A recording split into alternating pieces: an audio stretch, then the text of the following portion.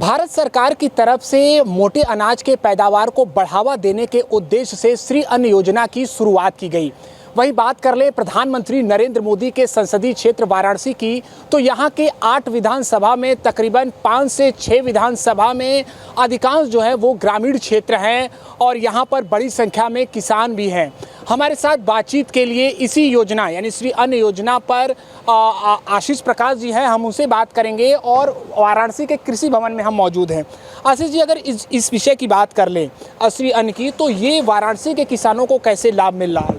सर्वप्रथम तो मैं आप लोग को बताऊंगा कि श्री अन्न योजना की शुरुआत माननीय प्रधानमंत्री जी द्वारा वर्ष 2023 को अंतर्राष्ट्रीय मिलेट्स वर्ष घोषित किया गया।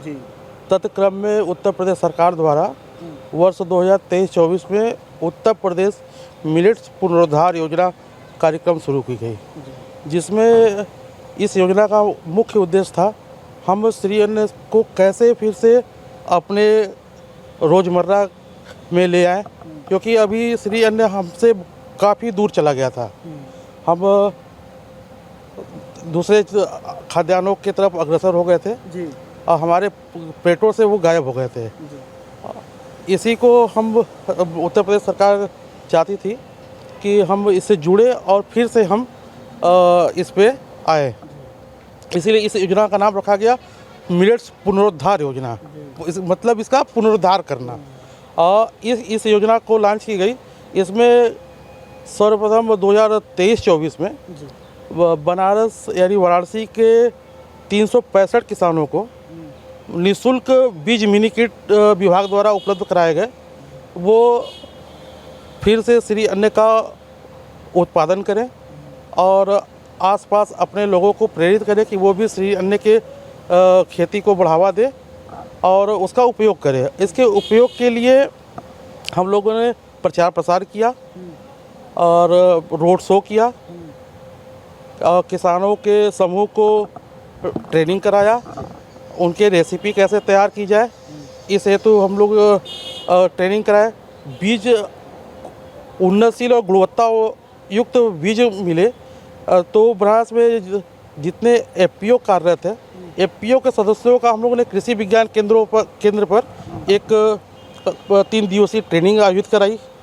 ये 2023 में कराया था। 2024 में भी हम लोगों ने एफपीओ के करीब 100 सदस्यों का एक ट्रेनिंग कराया था। इसमें लगभग 50 एफपीओ के सदस्य शामिल थे और 50 कृषकों के एक समूह को जबलपुर यूनिवर्सिटी जवाहरलाल नेहरू कृषि विश्वविद्यालय जबलपुर पिछले वर्ष हम लोगों ने भेजा था कि वो श्री अन्न के उत्पादन और कैसे बढ़ावा दिया जाए, उसका प्रोडक्शन कैसे बढ़ाया जाए, उसकी तकनीकी सीखने के लिए वो जबलपुर यूनिवर्सिटी गए हुए थे। हम अपने 20 कर्मचारियों को आचार्य नरेंद्र देव यूनिवर्सिटी भी भेजे थे और वो वहाँ से सीख के आए इसके बढ़ाने के लिए। और इस वर्ष 2025-26 में यानी खरीफ 25 के लिए 2661 बीज मिनी किट का फिर सरकार द्वारा लक्ष्य निर्धारित किया गया है, जो हम अपने किसान भाइयों को निःशुल्क।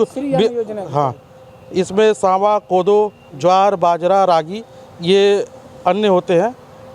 इनकी 2661 मिनी किट निःशुल्क हम वितरित करेंगे इस वर्ष। 2000 से अधिक। अच्छा, इसकी बात कर ले जाए तो इसमें खासतौर पर उस अनाज को या उस पैदावार को बढ़ावा दिया जाता है जो बहुत अब कम होते हैं। यानी आपने पहले भी कहा कि प्लेटों में जिसको हम बहुत कम देखते हैं, गेहूं, चावल तक ही हम सीमित रहते हैं अक्सर। तो यानी अब उन अन्न को जी बहुत आपने कहा, पहले भी मैं कहा कि ये अन्न जो है हमारे प्लेटों से, ये हमारे पारंपरिक अन्न रहे हैं।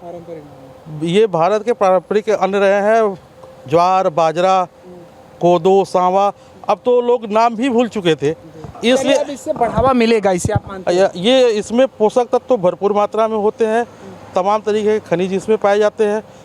गेहूँ और धान से ज़्यादा इसमें तत्व पाए जाते हैं। शुक्रिया बातचीत के लिए। तो यानी श्री अन्न योजना के माध्यम से अब वाराणसी के किसानों को भी मोटे अनाज के पैदावार करने में एक सहयोग मिलेगा। मैं इस बार सावा का खेती किया हूँ। मुझे कृषि विभाग के द्वारा जो है सावा उपलब्ध हुआ था। इसके पहले मैं सावा देखा भी नहीं था। इस बार मुझे सावा मिला है तो मैं इसका भरपूर उपयोग किया हूँ और सावे की खेती मैं करके देखा हूँ। मेरा देखिए ये पैदावार है, ये सावा मेरा है और ये मैं अपने पूरे खेत में इसमें सावा ये लगवाया हूँ। सावा मेरा कट भी रहा है। उत्पादन तो अभी सर कट रहा है, उसके बाद मापूंगा तो पता चलेगा। और सावे से जैसा कि हमारे प्रधानमंत्री जी कहा करते हैं कि मोटे अनाज की तरफ चलो, तो मैं धान को छोड़ के इस बार सावा की खेती किया हूँ। साथियों, मुझे कटाई करने के लिए उसके बाद इसको मेरे पास ये मशीन उपलब्ध हो जाए कि जिससे मैं इस सावे को कुटाई करवा के उसके बाद घर पे उपयोग कर सकूं। इसके लिए मैं सरकार से अनुरोध कर रहा हूं। मेरा यही एक रिक्वेस्ट है। धन्यवाद।